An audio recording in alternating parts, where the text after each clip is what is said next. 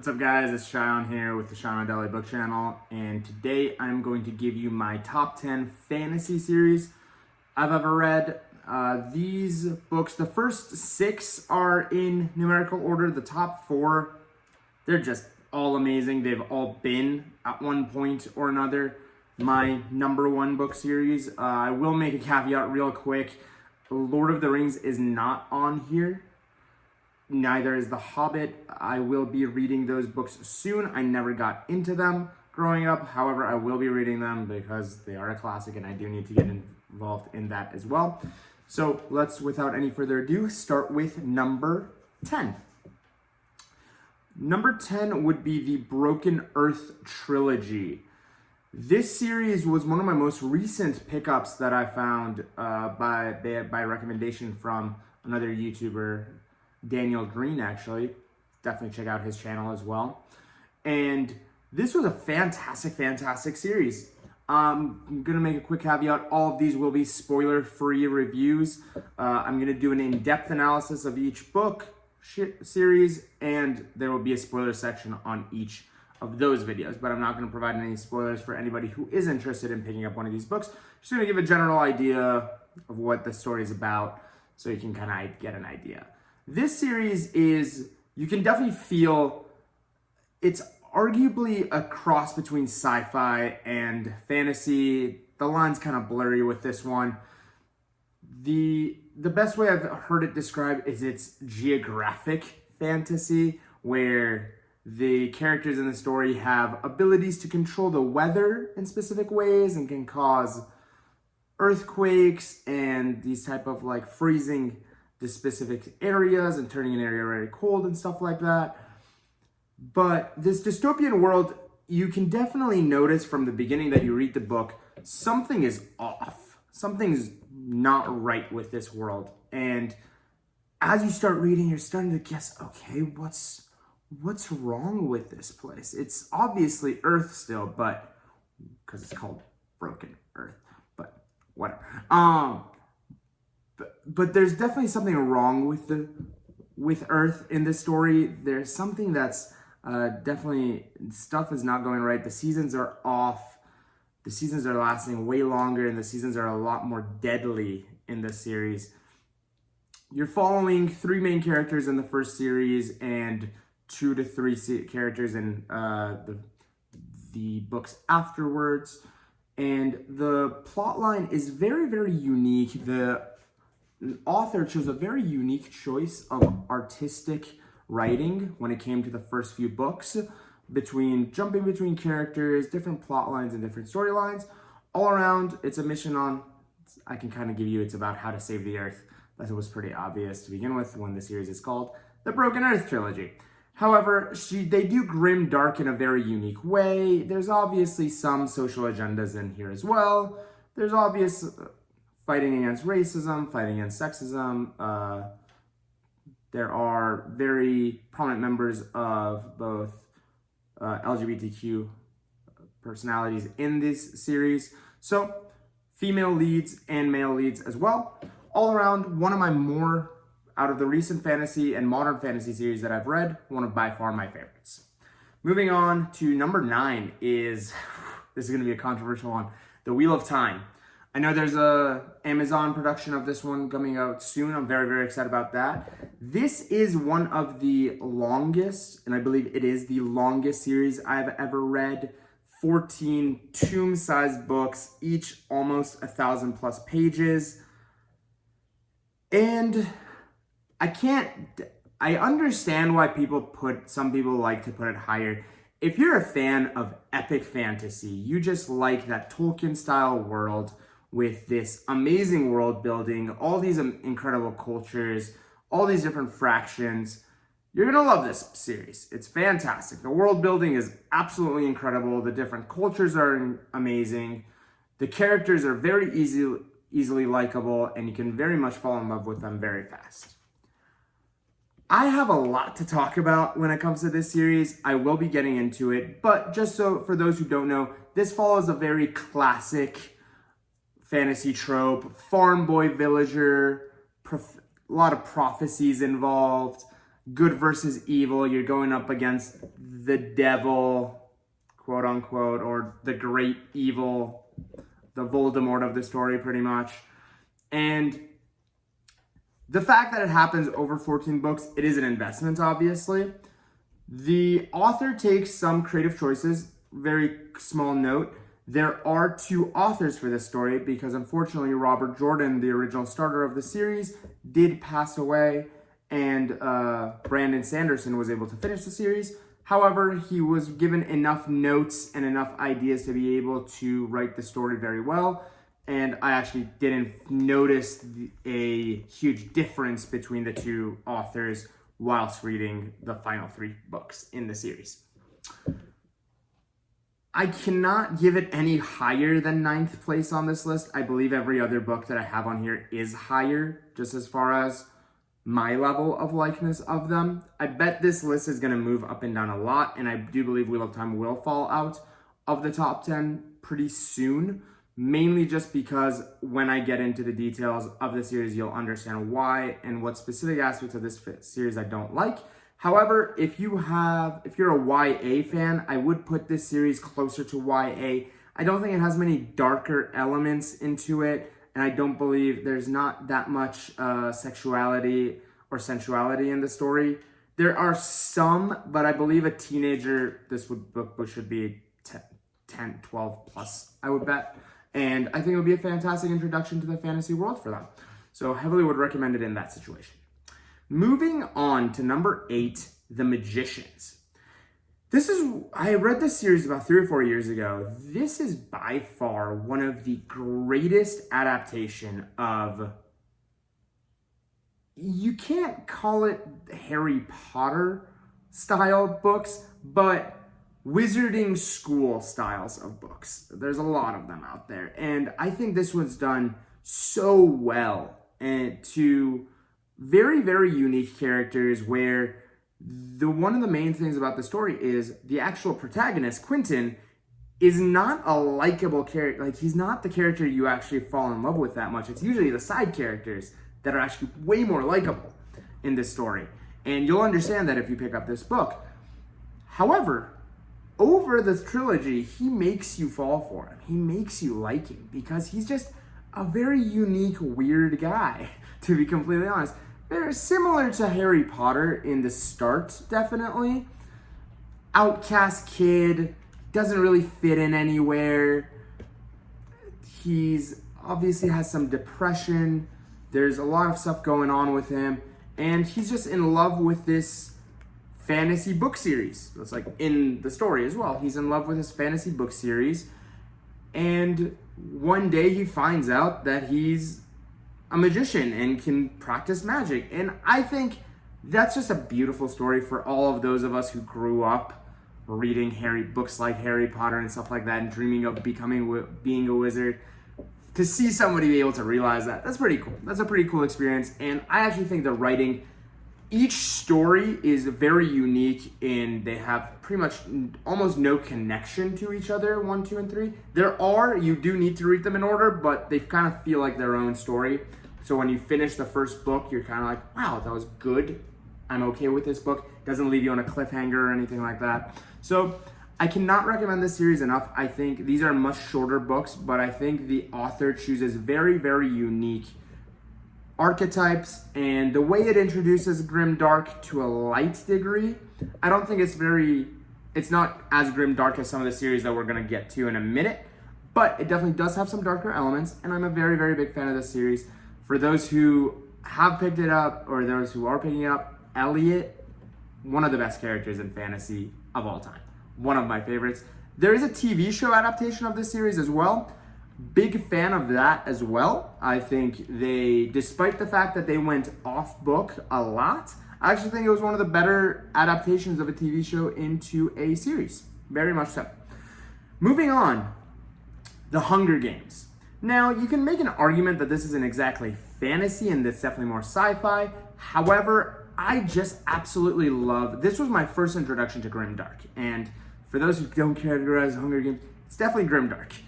This was one of the first stories that I absolutely loved, that there was consequences for the mistakes and the choices that each character made.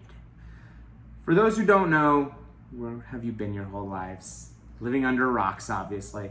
I will say this series is better than the movies. All books are always better than the movies, no matter what. The movie can always be it's almost as good as the book. Can never be better than the book, though. But this is one of the rare stories that, for YA audience specifically, that it introduces grimdark in a fantastic way, even better than The Magicians, in my opinion. Follows one of the best written characters in Katniss Everdeen as someone who isn't this hero archetype, isn't this, oh, I want to go save the world. I just want to save my family. I just want to protect my sister and my mom. That's all I care about. And it's a very relatable experience. I love love triangles. There's a few in this story as well. Big fan of The Hunger Games. The movies are good. I don't think they're as good as the books. Would heavily recommend the books. I'm going to get into a lot of details when I go over this one, because it is one of my favorites as far as the depiction of grimdark in this one specifically. Grimdark, if you haven't noticed yet, it's one of my favorite archetypes. You'll find out by my top 4. Moving on, I'm putting number 6, Harry Potter. Now, I'm going to start this out. Harry Potter has a lot of problems, and there's a lot of holes in the story, and some of the writing choices that J.K. Rowling has made is not great. And we're going to get into a lot of those. There's a lot of videos about Harry Potter that I'm going to talk about. But as far as the ability to make somebody fall in love with magic, nobody has ever done that in my life. No author has ever been able to do that or achieve that as well as she did in Harry Potter. I grew up reading this series. The first Harry Potter and the Sorcerer's Stone was the first book I ever read. I was 7 years old. I remember the first page took me about 2 days, but I committed, and I possibly have read the Harry Potter series 4 or 5 times across my life.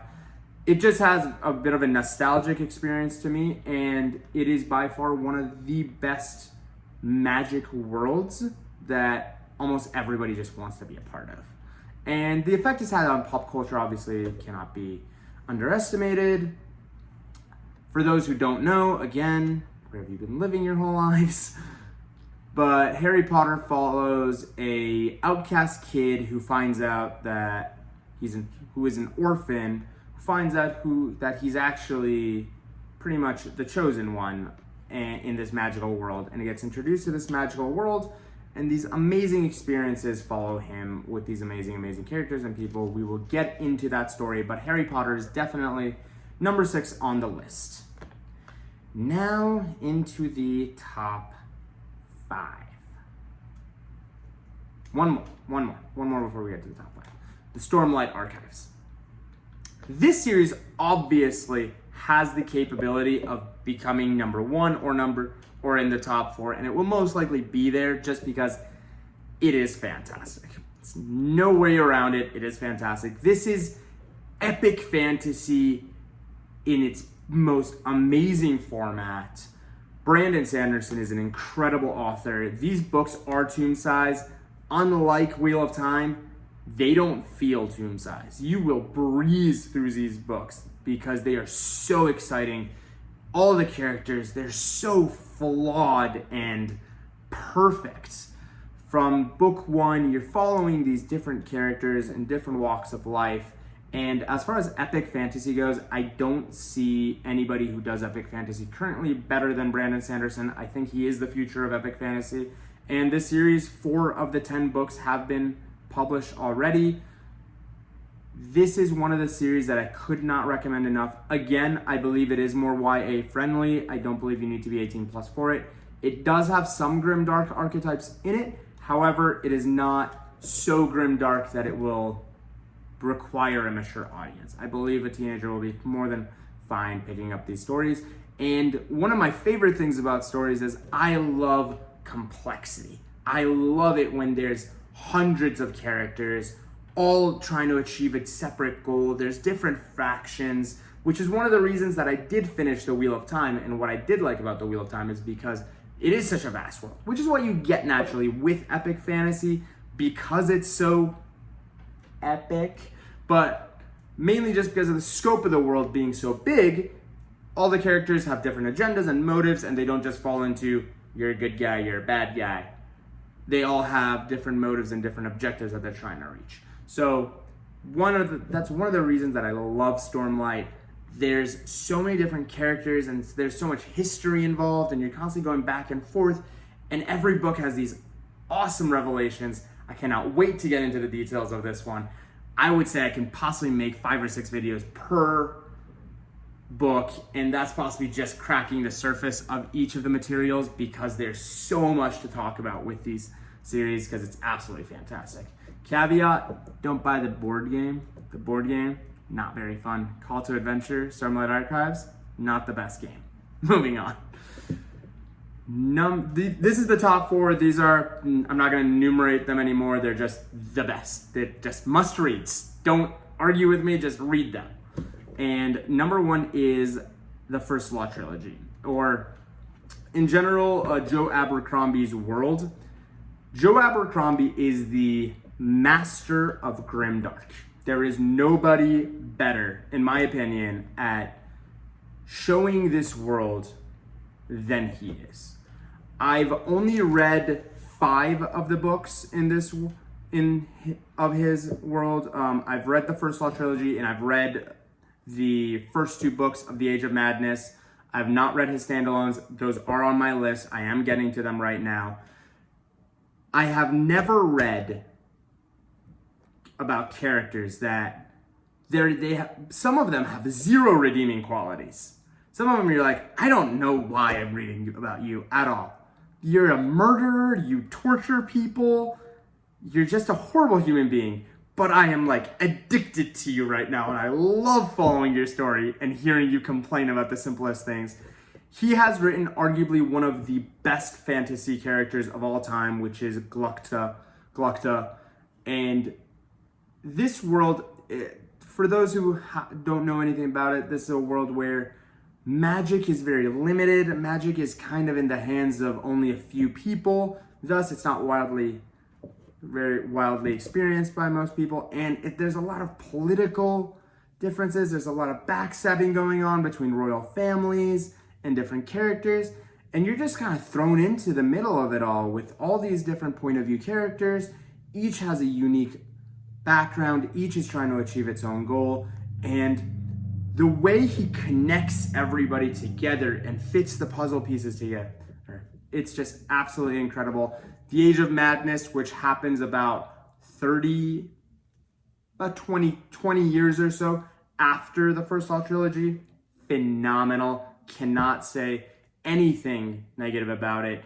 Every chapter, you're just on the edge. You just cannot wait to see what's going to happen next, because you can kind of see where the characters are going, because he leaves the clues for you. You're like, the connection lies there. You're like, wait a sec, this is going to blow up in a bit. How is this going to blow up? And you just like, it's one of those scenes where you see the car crash about to happen, but you can't look away. He's so fantastic at it. There are moments where I've laughed. There are moments where I've cried. His ability to incorporate emotion and write the most amazing characters cannot be explained. A lot of the other stories, you can argue the plot, it's very plot driven. Specifically for First Law, I would say it is very character driven. The character development that Joe Abercrombie has is better than almost any other writer on this list, in my opinion. In most of the other stories, Broken Earth, again, has very good character development as well, but it's fairly plot driven. Wheel of Time is very plot driven. I don't think the character development, except some rare cases, is very great. Magicians, similar as far as character development goes. Hunger Games, very fantastic character development. 50-50 on that one. Harry Potter has absolutely 0 character development, as much as I love it. And Stormlight has a good mix of both. Moving on, Lightbringer. Oh my God. I could not talk enough about this series.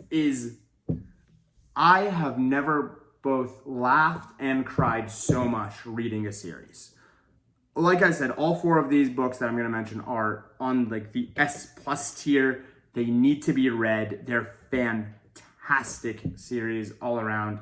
And Lightbringer has one of the most unique magic systems in the world. This is one of the more religious fantasy series where one of the main characters is the prophet of a religion that he himself doesn't believe in.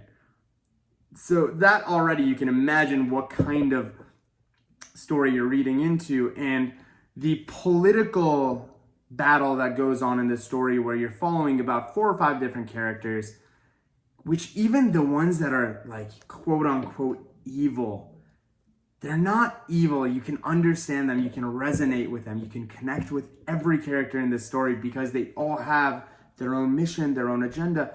And it just has some of the most beautifully written material I have ever seen. People have mentioned this before. It has one of the greatest brotherhoods and fellowships in fantasy, period. As far as the fellowship concept of like the gang that's getting together, the classic Lord of the Rings type archetype, of all these series, The Broken Earth doesn't really have that much of a fellowship feel. It does, but it's not really a fellowship as much. Wheel of Time does it okay. The Magicians definitely has that fellowship feel.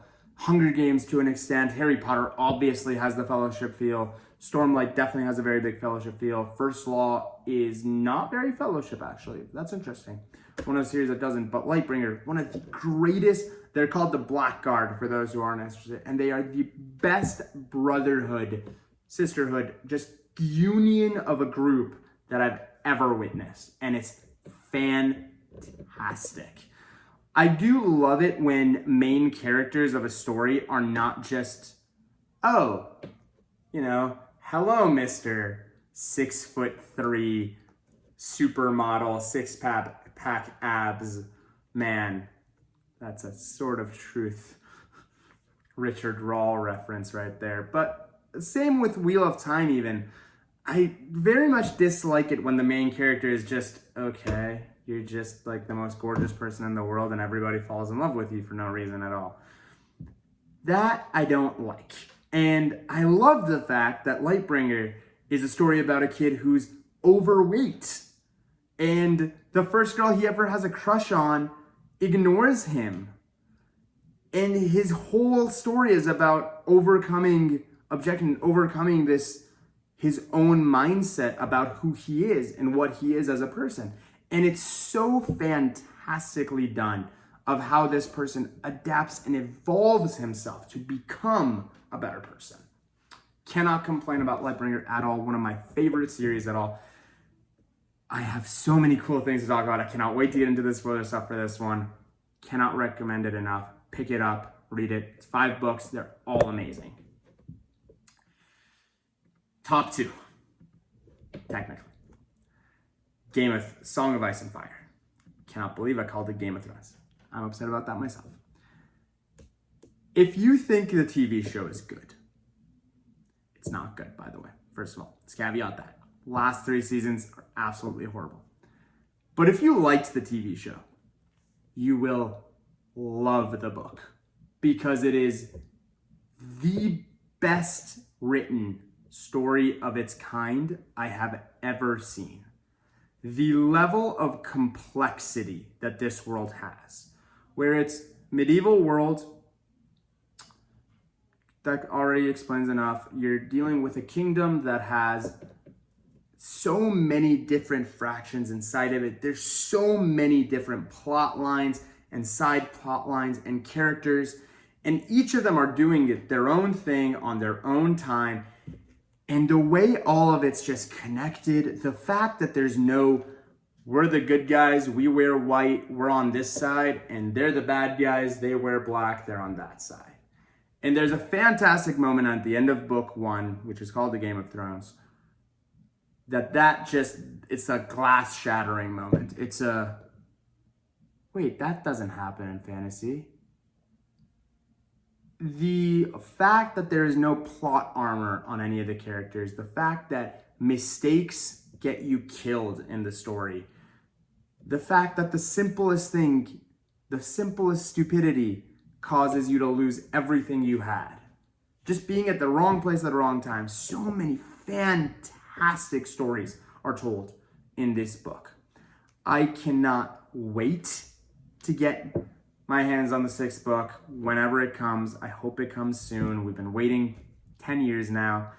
I will say my introduction to YouTube was through reading Game of Thrones, watching Game of Thrones reviews through Preston Jacob, specifically one of the best guys on Game of Thrones. I'm not going to get too deep onto Game of Thrones because there's so many people who are better at it than I am. I don't want to get too involved in it, but it is by far one of the best series. I geek out about Game of Thrones so much. There is so many amazing characters in this story. Grimdark, absolutely. Questionable archetypes, absolutely. Does it make you kind of, why are you talking about this sometimes? Absolutely. But it's funny, it's quirky, it's dark, it's gory, and it's absolutely incredible. Pick it up, you won't regret it. And the final series that I have to mention is The Witcher. Now, The Witcher is, in my opinion, one of the best written material as far as interpersonal relationships between men and women goes. The relationship between Geralt and Yennefer in this story is so beautifully written that I cannot even, there's nothing in fantasy that even comes close to this level of writing when it comes to how two people who have feelings for each other act on a normal day. The archetype of the whole story is, again, chosen one focus. The best description I've ever heard about this is think Lord of the Rings, but from the point of view of Gandalf instead of Frodo.